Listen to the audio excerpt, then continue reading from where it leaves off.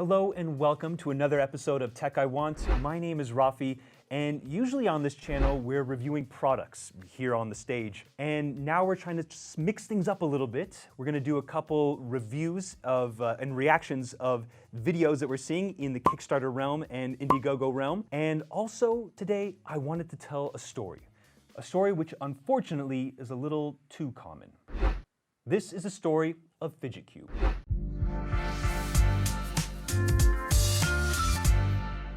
The Fidget Cube was one of the most successful Kickstarter campaigns to date. The Fidget Cube is a desktop toy designed to help people who suffer from stress and anxiety relieve their worries by playing with it in their hands. The Fidget Cube achieved its funding goals of $15,000 in just 8 minutes, surpassing all expectations for success. Unfortunately, not long after the Fidget Cubes were delivered to backers around the world, Chinese manufacturers began copying them and selling knockoff versions on Amazon for less than half the price. But this isn't really a unique story.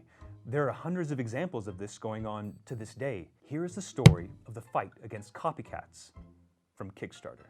At Tech I Want, we have a lot of complaints from backers that their product never arrived, and sometimes even worse, that the idea they originally backed from Kickstarter now sells for a cheaper price on Amazon. Seems illogical, but there's actually a very simple explanation. And really, to understand it, you need to understand these underlying truths about Kickstarter. First off, Kickstarters are public. If a product gets a lot of hype, everyone, and I mean everyone, will see it instantly, including hardware factories and copycats. Now, Kickstarters are frequently launched by individuals with little or no manufacturing expertise, and products are advertised on Kickstarter before having contracts with Chinese manufacturers to make the goods. This is perfectly acceptable, as Kickstarter is used as a platform to test markets, test their appetites for establishing a business. Making a patent for a product is a complicated and lengthy project. It almost never makes sense to go through the patent creation project before launching the Kickstarter. I mean, imagine using so much money filling a patent and then there's no market or demand. Now, don't get us wrong, Kickstarter is amazing, but there are certain projects that can and eventually will be copied. So let's dig into what happened with the Fidget Cube. Part 1. We love what we have, but how the heck do we make it in bulk? Matthew and Mark McLaughlin, the founders of Ansi Lab, created the Fidget Cube and launched it on Kickstarter in 2016. They had really over-engineered the design. They went to every detail, perfected all the functions, made all buttons different strengths, etc., and really, they were very proud of what they had. They have what we call high-class production mindset. They didn't want to make some plastic piece of crap, but as relatively new creators, they hadn't imagined nor had even enough experience in how exactly the manufacturing process works when you use Chinese manufacturers.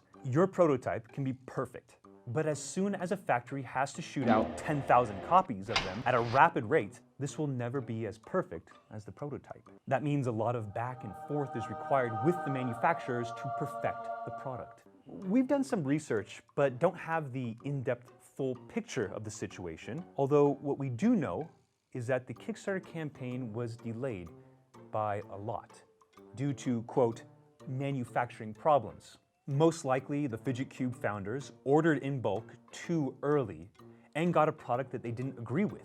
Being perfectionists as they are, which is a good thing, they didn't accept the quality and therefore had to redo the entire production. Part 2. Since everything is made in China, China can make anything. McLaughlin brothers used hours and hours to perfect their product, which was truly original at the time. But it wasn't so hard to really understand what it was. It is, after all, just a plastic cube with different clickable and touchable parts, if we boil it down to its simplest. Everything has an app nowadays. We argue that is really a good thing because, well, here's why. If your product is purely hardware and not so complicated, a manufacturing plant in China can look at it once and produce 10,000 copies the next day. Now, I don't want to blame China for it. Of course, it is a very immoral thing to steal someone else's ideas, but the responsibility of solving that problem is the Chinese government and international governments collaborating on making an easy and fast patent creation process. That's not what we're here to talk about. Let them take care of those issues. However, if an app has a software integrated in it, it will be way harder to produce in China, as they would not have to deploy IT specialists and a project manager to build the same technology as in the original idea.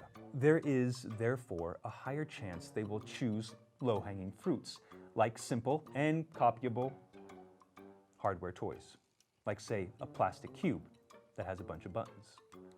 In a Medium article published by Jonah Lee, he mentions that shortly after the successful finish of the Fidget Cube, he went to Shenzhen, China, the hardware manufacturing capital of the world, and saw loads of Fidget Cubes already manufactured and sold at 10 times less the price of the Kickstarter. Now, that's fine. Just because there are cheap copies in China, it doesn't mean that they will reach Europe or the US just like that. But then came Jack, part 3. Quick cash without lawsuits. As the Fidget Cube had no patent, but a lot of manufacturing problems, an intelligent 24-year-old called Jack copied the idea of the Fidget Cube, and by simply making a website and buying a bulk order of the cheap copies from Shenzhen, he made a fortune selling them under his own brand name, the, quote, stress cubes, long before the Fidget Cube even shipped. To this day, you could still buy a bunch of ripoffs on Amazon and other websites, so it seems there has been no significant legal repercussions for the copied brands. This must have been a significant hit for the two brothers' studio, ANSI Labs. But from what we can see, they're still developing cool and innovative products that you can buy directly from their website. If they are still successful to this day, imagine how successful they would have been if all the Fidget Cube sales had gone to them. But as said in the beginning, this is not a unique story. There are tons of copycats taking ideas from Kickstarter and producing them in mass before the originals can be shipped. What's the conclusion? Kickstarter is an amazing place for new or established inventors to test market demand for products and get pre-orders before spending anything on production costs. It allows them to bypass traditional investment schemes and keep a good chunk of profits for themselves. But every creator accepts they are building in public, and if you get a lot of attention for your product, you are destined to be looked at by copycats. What will the future look like? Easier global copyright and patent creation processes? Bigger repercussions for copied goods?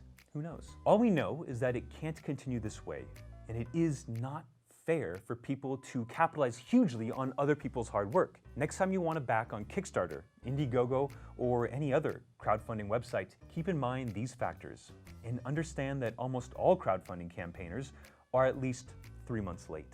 So don't get frustrated when things don't arrive by the time they're expected to. It is a normal part of crowdfunding that delays arise, especially if a company has to fight copycats at the same time as focusing on manufacturing their product. Remember, most of these guys are just engineers, creatives, looking to make something cool and give it to you guys. They're not logistics engineers. So that was the story of the Fidget Cube, and maybe a common, far too common story, with a lot of products which are available on crowdfunding. If you like this format, let us know, tell us what you think, and if you have a story or something that you'd like us to look deeper into, let us know down in the comments below. Remember to give us a big like and subscribe, and until next time, we're out.